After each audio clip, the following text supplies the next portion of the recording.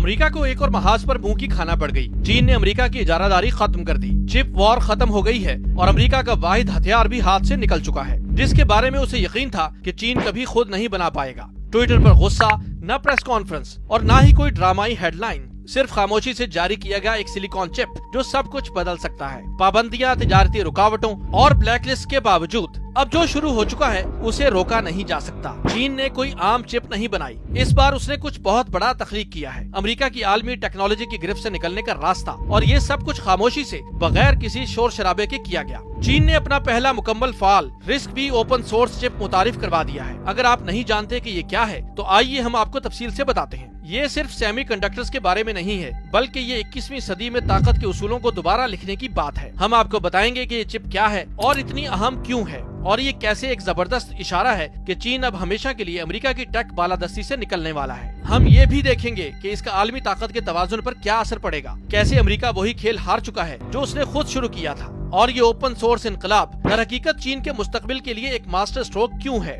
गुज़िश्ता 5 वर्षों में अमेरिका और चीन के दरमियान चिप वॉर एक आम टेक लड़ाई से बढ़कर एक जोग्राफियाई सियासी सर्द जंग की सूरत इख्तियार कर चुकी थी। वाशिंगटन ने चीन की AI, क्लाउड कंप्यूटिंग, टेलीकम्युनिकेशंस में तरक्की को देखते हुए फैसला किया कि इसे जदीद सेमीकंडक्टर्स की फराहमी बंद कर दी जाए। इस पूरी कोशिश की अलामत एक कंपनी बनी, हवावे। जब उसे ब्लैक लिस्ट किया गया तो अमेरिका ने अपने आलमी इत्तेहादियों, खासतौर पर ताइवान और नेदरलैंड्स पर भी दबाव डाला कि वो चीन को चिप मेकिंग टेक्नोलॉजी तक रसाई न दें। मकसद साफ था, चीन की टेक्नोलॉजी की रफ्तार को सुस्त करना। लेकिन बात यह है कि आप एक हद तक ही टेक्नोलॉजी को हथियार बना सकते हैं, इसके बाद आपका हरीफ अपना रास्ता निकाल लेता है। चीन ने सिर्फ खामोशी इख्तियार नहीं की, इसने मकामी नई तख्लीकात पर दुगनी मेहनत शुरू की, और ये नई चिप इसकी सबसे वाज़ेह मिसाल है कि अमेरिकी टेक बालादस्ती का पुराना मॉडल अब टूटने के करीब है। तो ये रिस्क-V आखिर है क्या? एक ऐसा ब्लूप्रिंट जो ये बताता है कि चिप कैसे सोचे और मालूमात को कैसे प्रोसेस करे। आज ज्यादातर चिप्स मगरबी कंपनियों की मलकियत वाले मॉडल्स पर मबनी होती हैं, जबकि रिस्क-V एक मुख्तलिफ किस्म की चिप है। ये किसी की मलकियत नहीं। इसका मतलब है कि कोई भी इस चिप को काम करने से नहीं रोक सकता।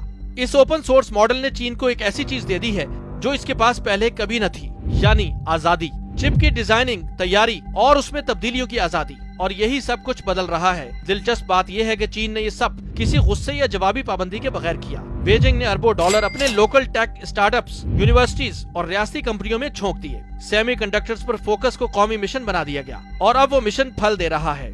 रिस्क-V चिप मुकम्मल तौर पर फाल हो चुकी है। ये बड़े पैमाने पर बनाई जा सकती है, और क्योंकि ये ओपन सोर्स है, इसमें हर बेहतरी को दूसरे चीनी इदारे भी इस्तेमाल कर सकते हैं। अगर मगरिब ये समझता था कि वो चीन को टेक के मैदान में तनहा कर सकता है, तो जो अभी हुआ है वो साबित करता है कि चीन अब अमरीकी असर रसूख से बाहर निकल चुका है। शेंजन की टेक जोन से लेकर बीजिंग की यूनिवर्सिटीज तक एक बात हमेशा हैरान कुन होती है, लोगों का अज़्म, इनकी मेहनत और उनका तवील मुद्दती विजन नाकाबिले यकीन है। जबकि अमेरिका मुख्तसर मुद्दती सियासत में उलझा हुआ है। वाशिंगटन का फोकस अगले इलेक्शन पर है, अगली दिहाई पर नहीं, और इजादात की बजाय पाबंदियों और रोकथाम पर इन्हिसार किया जा रहा है। लेकिन कड़वी हकीकत ये है कि आप पाबंदियों के जरिए तरक्की नहीं कर सकते।